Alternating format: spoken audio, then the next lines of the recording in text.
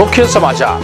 Ticket मिलने वाले भाजपा के प्रत्याशी जीत के लिए माता रानी का आशीर्वाद लेने पहुंचे दंतेश्वरी मंदिर।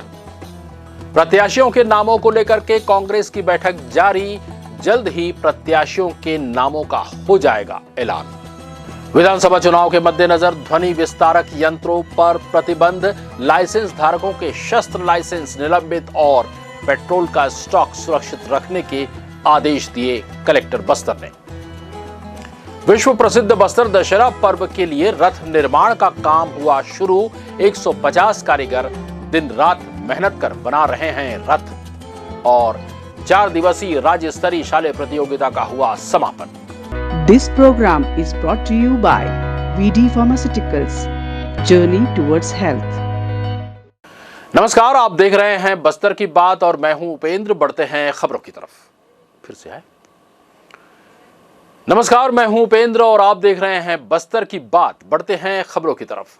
छत्तीसगढ़ राज्य में होने वाले विधानसभा चुनाव के लिए भारतीय जनता पार्टी ने अपने सभी उम्मीदवारों की सूची जारी कर दी है। टिकट मिलने वाले प्रत्याशियों ने आज जगदलपुर के मां दंतेश्वरी मंदिर पहुंचकर पूजा अर्चना की और माता से चुनावी मैदान में उतरने के लिए आशीर्वाद लिया। मीडिया से बात करते हुए प्रत्याशियों ने बताया कि वो किसी वादे को लेकर वोट नहीं मांगेंगे। चुनाव जीतने के बाद ही जनता की भलाई के लिए जो काम किए जाने हैं उसे ही पूरा करने का वादा करेंगे। जनता जानती है कि कांग्रेस सरकार ने जो 36 वादे किए थे उन वादों में से एक भी वादा पूरा नहीं किया। हार जीत की बात पर उन्होंने बताया कि इस बार भारतीय जनता पार्टी पूर्ण बहुमत के साथ छत्तीसगढ़ में अपनी सरकार बनाएगी। आइए सुनते हैं क्या कुछ बताया इन प्रत्याशियों ने। सबसे पहले तो हमारे राष्ट्रीय नेतृत्व को, हमारे राष्ट्रीय चयन समिति के सभी वरिष्ठ नेताओं को, प्रदेश नेतृत्व सहित प्रदेश के सभी वरिष्ठ नेताओं को, चयन समिति के सभी आदरणीय सदस्यों को मैं धन्यवाद ज्ञापित करता हूं। हृदय से आभारी हूं मैं कि एक बहुत ही मामूली, एक बहुत से छोटे से कार्यकर्ता को उन्होंने इस योग्य समझा कि जगदलपुर विधानसभा में अपना भारतीय जनता पार्टी का प्रत्याशी बनाया है। मैं उनको सादर प्रणाम करता हूं। यहाँ की शानदार, वजनदार जो जनता है, चाहे वो किसी भी समाज, धर्म, जाति, संप्रदाय के हों, सबका प्यार निरंतर और लंबे वर्षों तक भारतीय जनता पार्टी को मिला है। और आगे भी जिस तरीके से 5 वर्षों में कांग्रेस की सरकार का कुशासन पूरी छत्तीसगढ़ की जनता ने देखा है, बस्तर उससे अछूता नहीं रहा है। आदरणीय प्रधानमंत्री जी की लाभकारी योजनाओं का जिस तरीके से उसको नीचे गांव, गरीब किसान तक पहुंचाने में ये अक्षम रहे हैं या जानबूझ के रोका गया है, उसका सबक जनता सिखाएगी। 36 झूठे वादे करके और सरकार तो आपने बना लिया, लेकिन आज क्या स्थिति है? युवा भटक रहा है। बेरोजगार युवाओं को रोजगार देंगे, उनको माहवारी भत्ता देंगे, महिला स्व सहायता समूह का कर्जा माफ करेंगे, न जाने कितने ऐसे उन्होंने वादे किए। वहीं मोदी जी की जो योजना है जन जन तक पहुंचाने के लिए भारतीय जनता पार्टी जनता के बीच में जाएगी। 15 वर्षों में भारतीय जनता पार्टी की सरकार ने जो उल्लेखनीय विकास के काम किए हैं पूरे छत्तीसगढ़ के लिए, उसको हम गिना सकते हैं। और इस तरीके से केंद्र की राशि का जिस प्रकार से दुरुपयोग कर रहा है अभी कांग्रेस की सरकार, इन सब का जो जवाब है वो जनता बहुत जल्दी इस चुनाव में देने वाली है। नहीं, कहीं कोई कठिनाई, कहीं कोई रुकावट नहीं है। जनता ने यहाँ की, मैंने क्या पहले ही कहा, मैं अभिवादन करता हूँ यहाँ की समग्र जनता का, मतदाताओं का, क्योंकि ये विषय ऐसा नहीं है। पहले भी बहुत प्रेम, बहुत स्नेह, बहुत आशीर्वाद और भारतीय जनता पार्टी को दिया है और निश्चित रूप से इस बार भी भारतीय जनता पार्टी के ऊपर पूरा विश्वास और अपना स्नेह यहाँ की शानदार जनता देने जा रही है।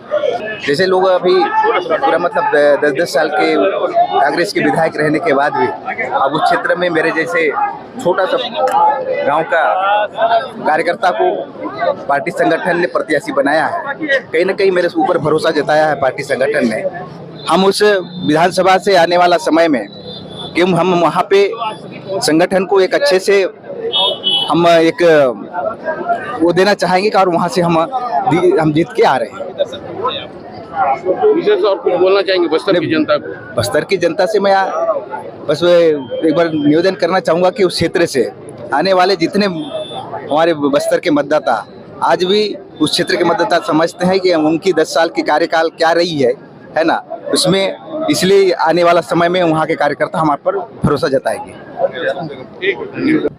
मैं चित्रकूट विधानसभा में वादों को तो लेके नहीं जाएंगे हम लोग, मगर जो पिछला जो कार्य है, जो भारतीय जनता पार्टी ने 15 साल जो यहाँ चित्रकूट विधानसभा में पूर्व के हमारे विधायक थे, यहाँ के पूर्व के हमारे रमन सिंह जी पूर्व के मुख्यमंत्री थे, उस समय सभी वर्ग के लोगों को जनता तक पहुँचाए, चावल के माध्यम से हो, प्रधानमंत्री आवास हो, तो ये हर अंतिम व्यक्ति तक भारतीय जनता पार्टी में पहुंचाया। मगर इन्होंने अभी 5 साल के अंदर एक भी विकास कार्य नहीं किया है। उस मुद्दे को लेकर जाएंगे हम लोग अपने विधानसभा में, क्योंकि इन्होंने 36 वादा किया था, एक भी वादा पूरा नहीं हुआ। उस विषय को लेकर जाएंगे जनता तक, अंतिम व्यक्ति तक में। और जो कांग्रेस सरकार ने जो विकास के नाम ने गोटान में कई लाखों करोड़ रुपया का घोटाला हुआ, आपने देखा होगा कि इसमें जो गोटान से जो गोबर को उसमें भी घोटाला किया गया है। ये दूसरा घोटाला के सिवा कुछ किया नहीं। इस वादे को किसान तक लेके जाएंगे, जनता तक लेके जाएंगे। साथ साथ जो अपने माता बहन जो स्वसहायता समूह है, उनको को भी बोला था कि हम लोग कर्जा माफ करेंगे, युवाओं को 2500 रुपया भत्ता देंगे, मगर आज तक भत्ता नहीं दिया है। इनका 36 वादा में एक भी वादा पूरा नहीं है, एक भी वादा पूरा नहीं हुआ है। उस वादा को लेकर हम जनता तक पहुंचेंगे। निश्चित तौर पर भारतीय जनता पार्टी की सरकार इस बार बनेगी। रुक करते हैं अगली खबर की तरफ। विधानसभा चुनाव 2023 को लेकर भारतीय जनता पार्टी ने अपने 85 प्रत्याशियों के नामों का ऐलान कर दिया है। केवल 5 प्रत्याशियों के नामों की घोषणा होना शेष है, लेकिन सत्ताधारी कांग्रेस ने अभी तक अपने पत्ते नहीं खोले हैं। पार्टी की ओर से सभी प्रत्याशियों के नामों की घोषणा की जानी शेष है। आज राजीव भवन रायपुर में पीसीसी अध्यक्ष दीपक बैज, मुख्यमंत्री भूपेश बघेल और प्रदेश प्रभारी कुमारी शैलजा की मौजूदगी में बैठक ली जा रही है। उम्मीद है कल तक कांग्रेस प्रत्याशियों के नामों का ऐलान हो जाएगा।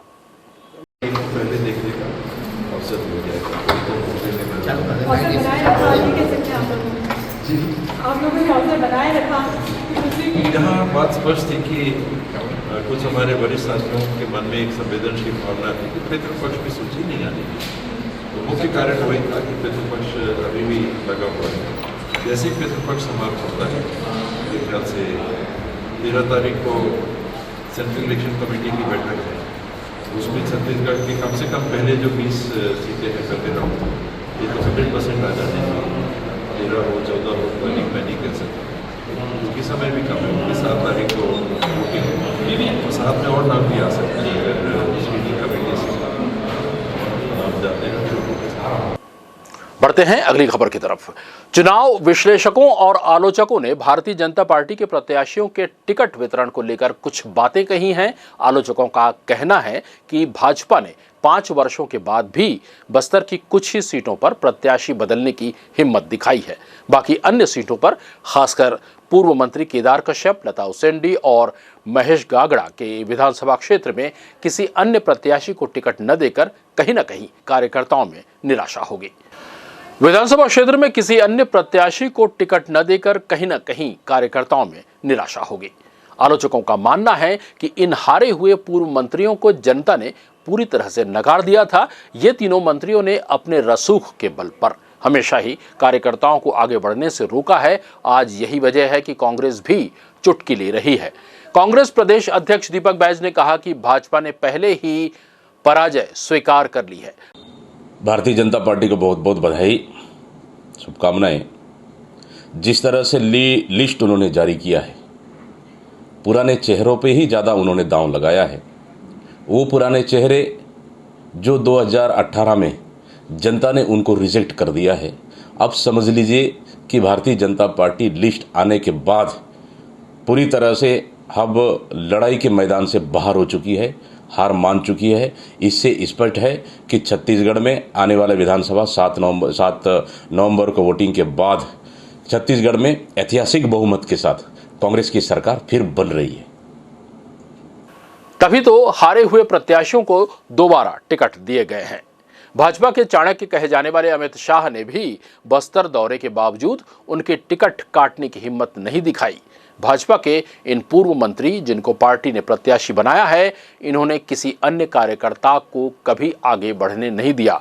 भाजपा प्रत्याशियों की टिकट वितरण को लेकर यूथ कांग्रेस के राष्ट्रीय प्रवक्ता जावेद खान ने क्या कहा, आइए सुनते हैं।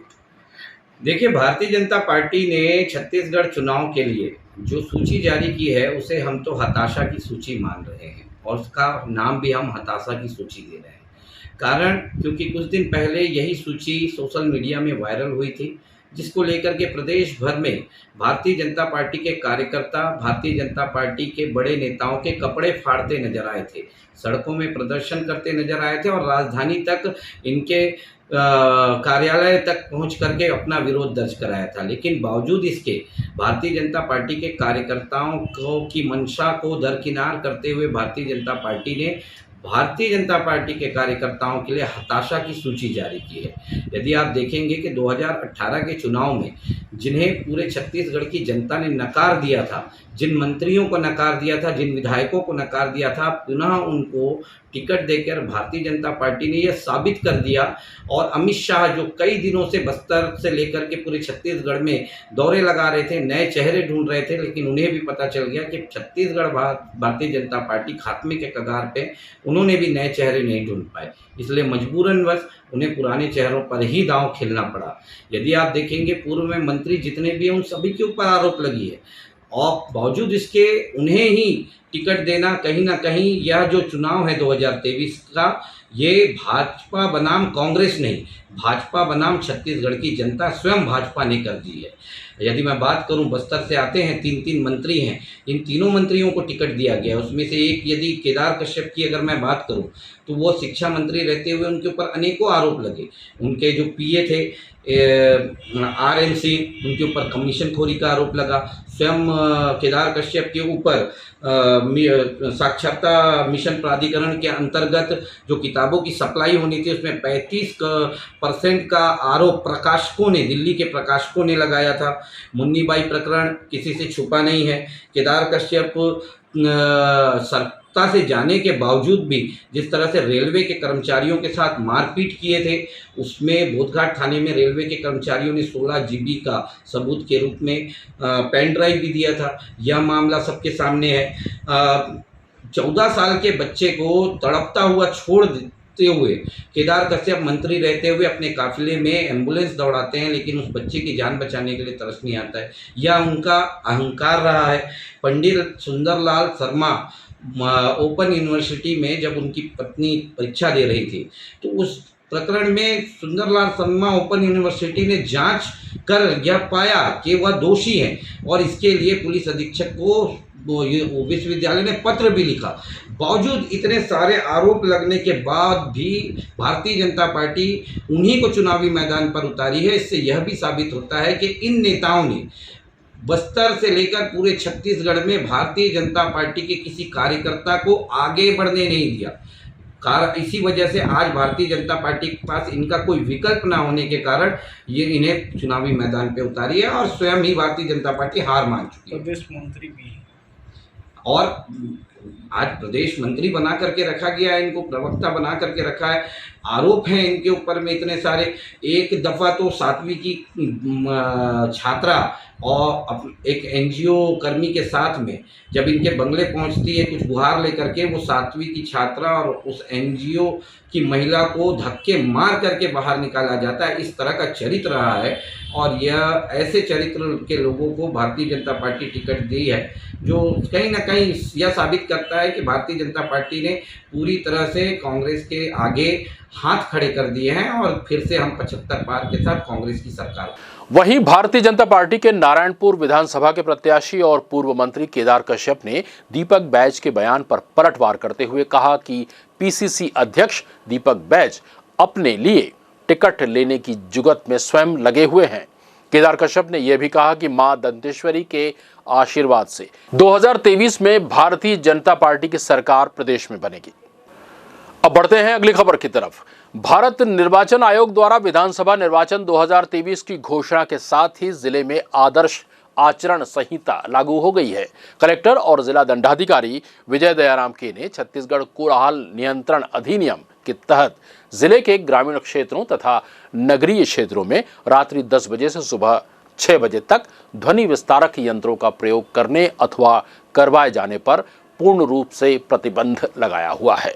साथ ही चुनावी सभाओं में और चुनाव प्रचार करने के लिए वाहनों पर ध्वनि विस्तारक यंत्रों को लगाने के लिए अनुविभागीय दंडाधिकारी जगदलपुर को संपूर्ण अनुभाग के लिए, अनुविभागीय दंडाधिकारी बस्तर को अनुभाग बस्तर और बकावंड के लिए अनुविभागीय दंडाधिकारी तोकापाल को संपूर्ण अनुविभाग और अनुविभागीय दंडाधिकारी लोहंडीगुड़ा को संपूर्ण अनुभाग को सक्षम प्राधिकारी बनाकर ध्वनि विस्तारक यंत्रों का उपयोग हेतु लिखित में पूर्व अनुमति प्राप्त करना अनिवार्य होने की जानकारी दी गई है।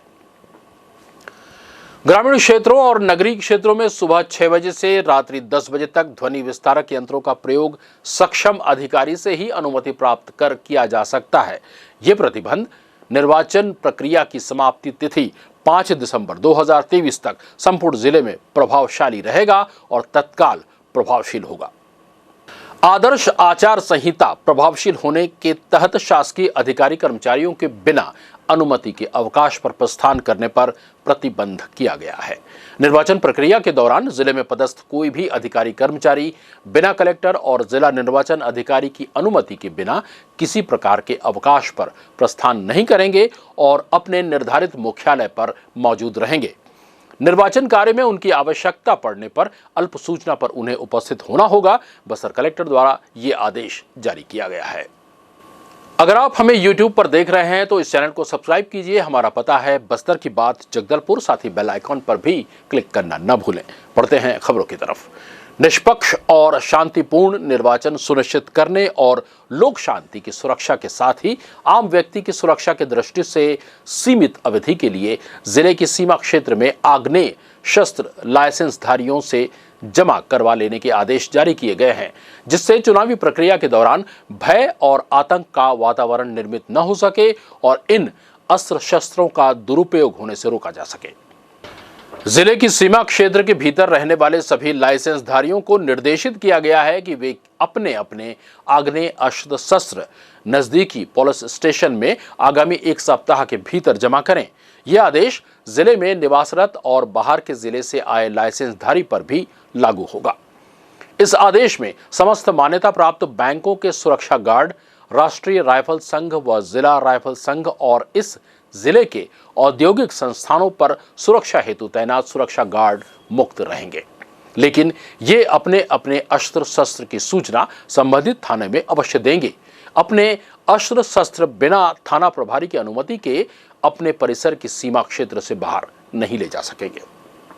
बस्तर कलेक्टर ने सभी पेट्रोल और डीजल विक्रेताओं को निर्देशित किया है कि नियमानुसार प्रतिदिन 5000 लीटर डीजल पेट्रोल का स्टॉक सुरक्षित रखा जाए। चुनाव के मद्देनजर जिले में सभी ऑयल कंपनी के पेट्रोल पंप संचालकों के लिए ये आदेश जारी किए गए हैं। इसके साथ ही पुलिस विभाग को पुलिस बल और केंद्रीय अर्धसैनिक बलों के परिवहन हेतु सुरक्षित स्टॉक रखे जाने की बात कही गई है। उन्होंने सुरक्षित स्टॉक के डीजल और पेट्रोल का वितरण आवश्यकता अनुसार प्रोटोकॉल अधिकारी, खाद्य अधिकारी, अनुविभागीय अधिकारी के निर्देशानुसार वितरित करने को कहा है। रुक करते हैं अगली खबर की तरफ। बस्तर संभाग मुख्यालय जगदलपुर में आयोजित 4 दिवसीय 23वां राज्य स्तरीय शालेय क्रीड़ा प्रतियोगिता का समापन हो गया है। इस आयोजन के बारे में जानकारी देते हुए बस्तर जिला शिक्षा अधिकारी भारती प्रधान ने बताया कि पूरे छत्तीसगढ़ राज्य के 5 संभागों से आए स्कूली छात्र छात्राओं ने एथलेटिक्स, रग्बी और जूडो प्रतियोगिता में लगभग 900 खिलाड़ियों ने हिस्सा लिया था, जिसका समापन रविवार को नगर के टाउन हॉल में हुआ। इस मौके पर विधायक जगदलपुर और संसदीय सचिव रेखचंद जैन ने कहा कि हमारे प्रदेश के यशस्वी मुख्यमंत्री भूपेश बघेल के खेलों के विकास के प्रति कृत संकल्पित को देखते हुए ये फैसला लिया गया है। इस हेतु खेल विकास प्राधिकरण का गठन किया गया है। शहर में खेल सुविधाओं के विस्तार के लिए विश्व स्तरीय खेल मैदानों का निर्माण किया गया है।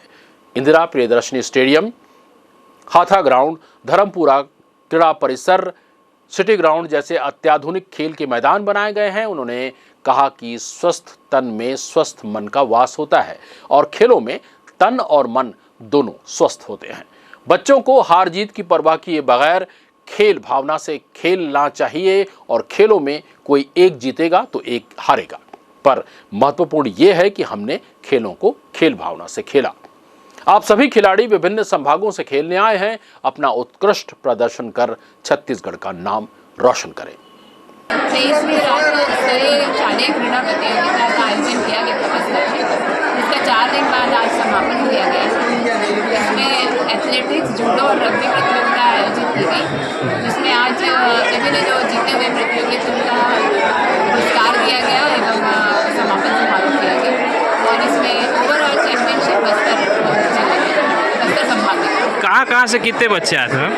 यहाँ पे लगभग 900 बच्चे आए थे। हमारे पूरे प्रदेश में 5 जोन थे, 5 जोन। ठीक है। मेरा नाम ऋषभ साधु है, मैं ग्राम पंचायत बस्तर का हूँ और मुझे जगदलपुर में आकर इतना बहुत खुशी लग रहा है। जो रग्बी गेम हमारे कोच हैं मोहम्मद सईद सर, जो कि वो हम लोग को एक बार खेलने का मौका दिए तो हम लोग बहुत जोश में आए सर। और बस्तर में आके हम लोग बस्तर जूनियर टीम फर्स्ट लाए सर, हमको बहुत जोश आ रहा है। तो हम इसी तरह से अपने टीम के लिए बहुत आगे से खेलते रहेंगे सर। कैसा लगता है रग्बी आप लोगों को? सर हम लोग को रग्बी बहुत अच्छा लगता है सर। जैसे आप लोग फर्स्ट आए, कितना मेहनत किए, इसका श्रेय किसका देते हो? सर हम अपने सर देते हैं।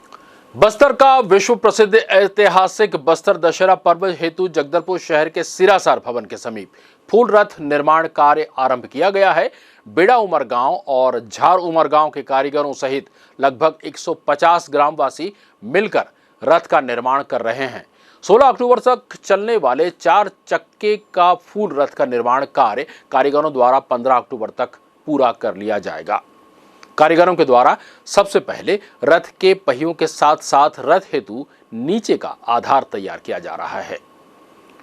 दशहरा हेतु निर्माणाधीन फूल रथ के लिए बस्तर जिले के 8 ग्रामों से लकड़ियां लाई गई हैं। बस्तर दशहरा के दौरान 2 रथों का परिचालन किया जाता है। 8 चक्कों का विजय रथ और 4 चक्कों वाला फूल रथ। इस वर्ष फूल रथ को नया तैयार किया जा रहा है और विगत वर्ष 8 चक्कों का निर्मित विजय रथ को मरम्मत कर दशहरे में उसका परिचालन किया जाएगा। रीति रिवाजों और परंपरा के अनुसार तैयार किए गए नए रथ का परिचालन 2 वर्षों तक किया जाता है। ये बस्तर दशहरा 2023 पर्व के लिए अभी रथ निर्माण का कार्य प्रगति पर है। रथ निर्माण हेतु झाड़ उमर गाँव और बेड़ा उमर गाँव, ये 2 गाँव से 75 कारीगर आते हैं, 2 ग्रुप के, और उनके द्वारा जो है रथ का निर्माण किया जाता है।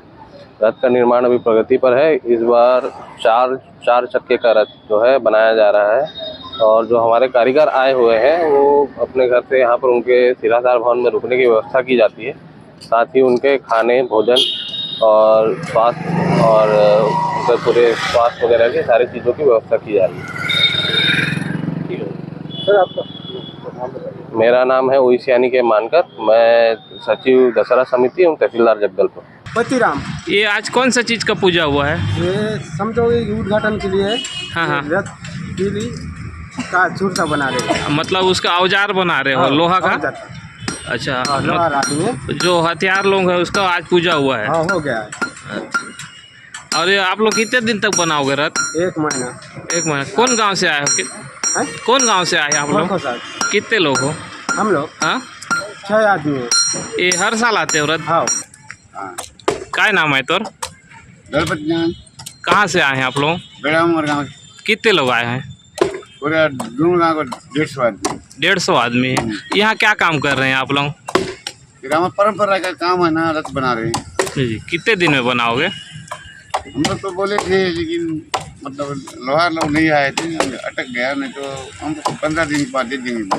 तो क्या अभी आगे बढ़ जाएगा तिथि? नहीं बढ़ेगा, आगे ज़्यादा काम करोगे? हाँ। और इस बार कितने चक्का का चलेगा क्या? 16 तारीख को। 16 तारीख। तो उससे पहले बना के देंगे आप लोग? हाँ, देंगे। और कितने चक्का का रथ बना रहे इस बार? इस बार कुछ विशेष खास है क्या? कुछ नया हो रहा है क्या इस बार? नया हो रहा है। कलेक्टर साहब आए थे, बात की, भी गए। क्या क्या बोले? खाने पीने के लिए? खाने पीने के लोग दे रहे हैं लेकिन नहीं देंगे, बोले कैसा बोलूँगा, दे रहे हैं, दाल दे रहे हैं, चावल दे रहा है पूरा। वो जो सरकार से मिल रहा है उससे खुश हैं आप? जो खाने पीने का सामान मिल प्याज भी दे रहा है। दे रहे हैं तो खुश हैं अभी? अब क्या करना चाहिए, कुछ नहीं। मतलब जितना है उतना पर्याप्त है। हाँ। मैं कौन गांव से क्या काम करते हैं बताइए। झारू उमर गांव से है, चैतुरा में। आज क्या क्या विधान हुआ? आज तो हम लोग कल नार पड़े, अभी लवार आया है। लवार आने से ना हम लोग गुर्दा बनाएगा और जोकिया बनाते हैं। वो जोकिया मार के और गुर्दा बना के हम लोग फिर उसको चेदा करेंगे। चेदा करके ना वहाँ पर हम लोग अचाट बना के उसमें घुसाड़ेंगे और फिर मगर मुई चढ़ाएंगे। मगर मुई चढ़ा के फिर उसके बाद फिर हम लोग कोम्बा टेकेंगे ऊपर। कोम्बा टेक के ना ऊपर चढ़ के मतलब वो तिरित पारा चढ़ाएंगे। तिरित पारा चढ़ा के ऊपर में फिर और वो गुड़ी कंबा लगाएंगे। उसके बाद पारा टोकेंगे। मतलब आज लोहार का काम से हमारा पूरा काम शुरू हो गया। हाँ, आज लोहार से मतलब आज शुरू हो रहा है। शुरुआत हो गया आज लोहार। लोग जैसे बोल रहे हैं आप लोग लेट आए, किस कारण से लेट आए? इनके काम रुक जा रहा है पीछे वालों का। वो क्या है ना, इन लोग जल्दी नहीं बुलाते हैं।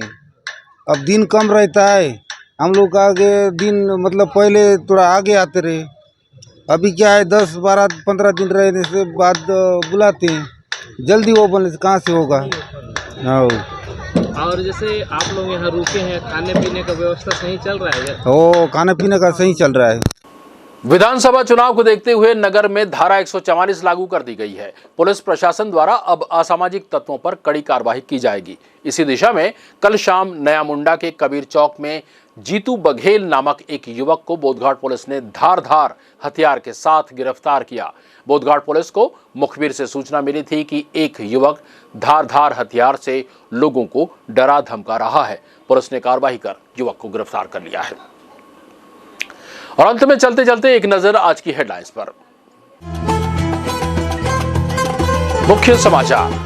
टिकट मिलने वाले भाजपा के प्रत्याशी जीत के लिए माता रानी का आशीर्वाद लेने पहुंचे दंतेश्वरी मंदिर। प्रत्याशियों के नामों को लेकर के कांग्रेस की बैठक जारी। जल्द ही प्रत्याशियों के नामों का हो जाएगा ऐलान। विधानसभा चुनाव के मद्देनजर ध्वनि विस्तारक यंत्रों पर प्रतिबंध। लाइसेंस धारकों के शस्त्र लाइसेंस निलंबित और पेट्रोल का स्टॉक सुरक्षित रखने के आदेश दिए कलेक्टर बस्तर ने। विश्व प्रसिद्ध बस्तर दशहरा पर्व के लिए रथ निर्माण का काम हुआ शुरू। 150 कारीगर दिन रात मेहनत कर बना रहे हैं रथ। और 4 दिवसीय राज्य स्तरीय शालेय प्रतियोगिता का हुआ समापन। बस्तर की बात में आज के लिए बस इतना ही। कल फिर आपसे मुलाकात होगी, तब तक हमें दीजिए इजाजत। नमस्कार। This program was brought to you by VD Pharmaceuticals. Journey towards health.